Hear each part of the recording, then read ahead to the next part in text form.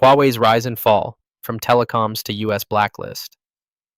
In 1987, in a cramped two-bedroom apartment in Shenzhen, China, a 43-year-old former People's Liberation Army engineer named Ren Zhengfei scraped together 21,000 yuan, roughly $5,600 at the time, to start what would become one of the world's most powerful and controversial technology companies. Ren had just been laid off from a state-owned enterprise and was facing personal turmoil, including a divorce that left him nearly broke. But this middle-aged father had a vision that would transform not just China's telecommunications industry, but the entire global landscape of technology and geopolitics.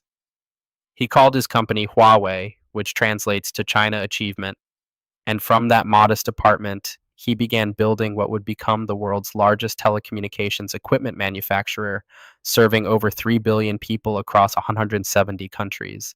Yet this remarkable success story would ultimately become a cautionary tale of how quickly an empire can crumble when it collides with the harsh realities of international politics and national security concerns. Ren Zhengfei's journey to entrepreneurship was anything but conventional for a future tech billionaire. Born in 1944 in rural Guizhou province, one of China's poorest regions, Ren grew up during some of the most turbulent periods in modern Chinese history, including the Great Famine and the Cultural Revolution. His father was a rural school principal who instilled in him a deep respect for education and hard work, values that would later shape Huawei's corporate culture. After studying engineering at the Chongqing Institute of Civil Engineering and Architecture, Ren joined the People's Liberation Army in 1974, where he spent 9 years working on military engineering projects and technology research.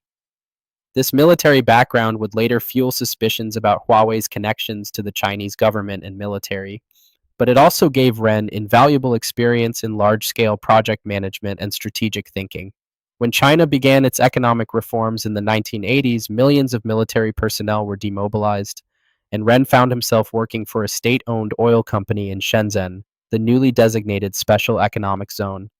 However, after taking responsibility for a business decision that resulted in significant losses, Ren was essentially forced out of the company, leaving him unemployed and desperate at the age of 43. The early days of Huawei were a masterclass in bootstrapping and survival.